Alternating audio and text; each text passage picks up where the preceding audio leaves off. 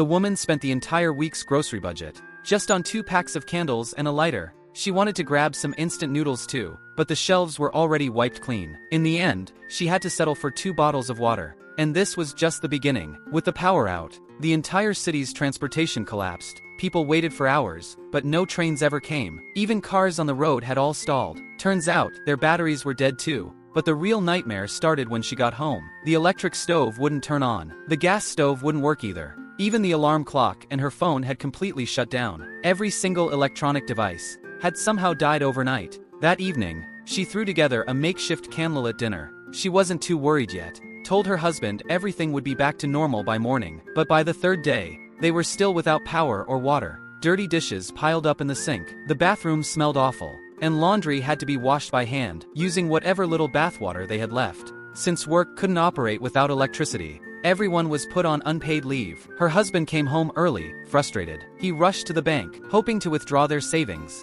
But with demand for cash skyrocketing, the bank was packed with desperate people. To even withdraw money, you had to show a physical passbook and ID. And even then, the max withdrawal was only $10,000. He sat on the curb, feeling completely lost. How could a simple blackout shatter their once stable life overnight? But soon, money wouldn't even matter. After a week with no power, the supermarkets were completely emptied out. Even with all the money in the world, there was no food left to buy. Schools announced indefinite closures. Their son and daughter were stuck at home all day. At least they didn't have to worry about tuition fees anymore. But food was running out fast. If they stayed any longer, they'd starve. So the couple made a decision. They'd take their kids and escape to their hometown in the countryside. But the journey back was thousands of miles. With no better option, they hopped on their bikes, planning to ride to the airport for a flight. At first, they were still in good spirits, laughing and chatting along the way. It didn't even feel like they were fleeing for their lives. But it didn't take long for the mood to shift. They passed by a street vendor and saw bottled water selling for $1,000 a bottle,